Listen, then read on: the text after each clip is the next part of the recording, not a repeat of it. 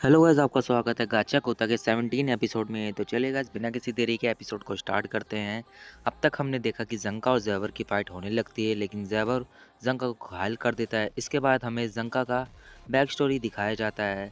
जंका जब छोटा था तब वो हेलगार्ड अकेडमी में ट्रेनिंग लेने गया था। हेलगार्ड का मतलब होता है कि यहाँ की कोई पुलिस होती है और बाकी इंसानों को यहाँ क्राइम करने से रोकती है। जंका निज़ुकु घराने से है। इस क्लैन के सारे लोग हेलगार्ड बनते ही हैं। जंका का बड़ा भाई और बहन पहले ही हेलगार्ड को ज्वाइन कर चुके हैं और अब जंका की बारी है। जंका यहाँ पर ट्रेनिंग करने लगता है। एक दिन वो दो बच्चों को बात करते हुए सुनता है कि सुना है एक नई ट्रेनीज में कमाल की लड़की आई है। वो जंका को देख के बोलते कि इसे तो देख के ही लगता है कि ये अमीर घराने से है। नेज़ुको क्लैन में सब लोग एलीट होते हैं और जंका भी क्लास में सबसे ज़्यादा मार्क्स लाया है। सारी लड़कियां उस पर मरती होंगी। ये ज़रूर क्लास का टॉपर ही रहेगा और वो गोल्डन थ्रोन भी इसे ही मिलेगा। हम साधारण लोग इस जैसे नेचुरल टैलेंट को कभी नहीं हरा सकते हैं। जंका अपनी क्लास में जाकर बैठ जाता है और मन ही मन मुस्कुराने लगता है और कहता है कि तुम बिल्कुल ठीक ठीक कह रहे हो। मैं तुम जैसा साधारण लोगों में से नहीं हूँ, मैं सबसे ऊपर हूँ और क्लास में टॉपर बने रहने के लिए मैं बहुत ज़्यादा मेहनत करता हूँ और मैं हमेशा नंबर वन रहूँगा।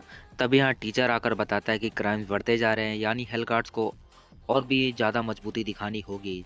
तुम सब यहाँ लोग 3 साल से ट्रेनिंग कर रहे हो। आज तुम्हारी क्लास में एक नई स्टूडेंट ज्वाइन करने आई है।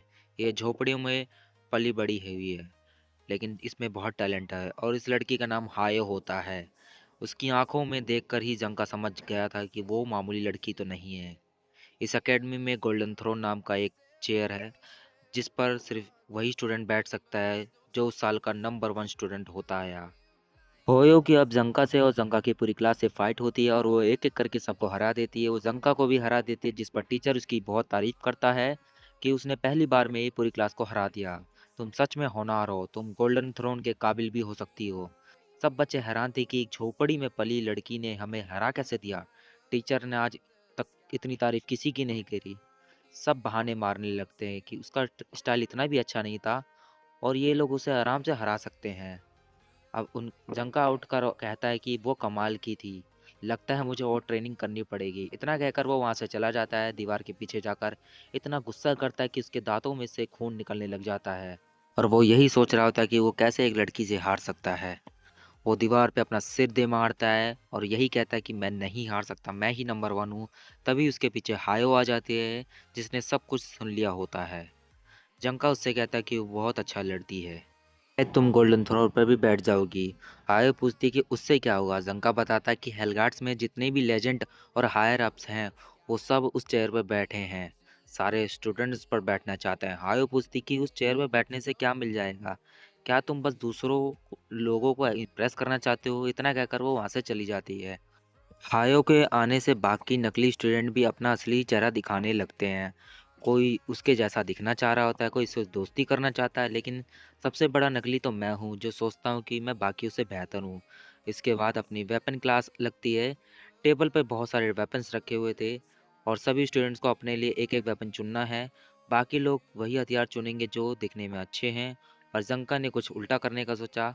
उसने एक बेकार सी लकड़ी उठा ली, पर बाद में पता चला कि ये कोई हथियार नहीं है, बल्कि स्कूल में गलती से इस मामूली लकड़ी को वहाँ रख दिया गया था। ये जानकर जंका को खुद पर बहुत शर्म आ रही थी। पूरी क्लास उसे ही देख रही होती है।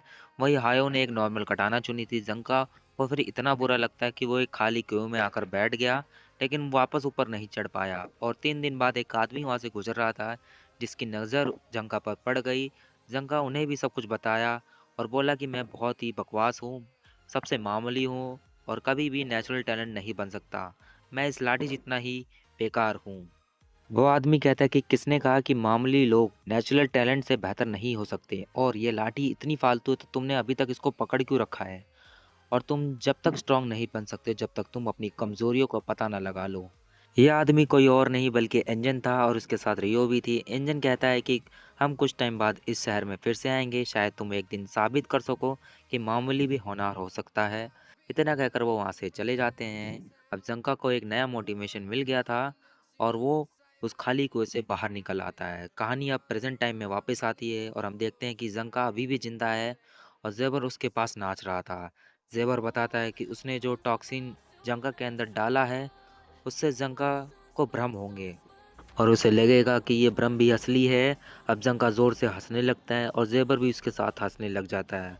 हम गीता को देखते हैं जो अकेली गुफा में घूम रही थी, पर उसे कोई नहीं मिल रहा था। उसके पास एक कॉकरोच था, उसका पीछा करते हुए वो एक जगह पहुंच जाती है।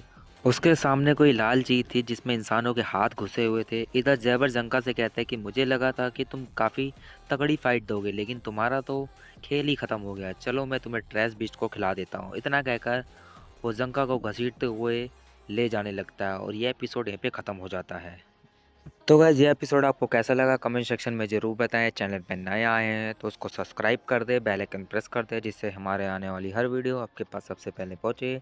तो चलिए गाइस मिलते हैं नेक्स्ट वीडियो में, अभी के लिए गुड बाय।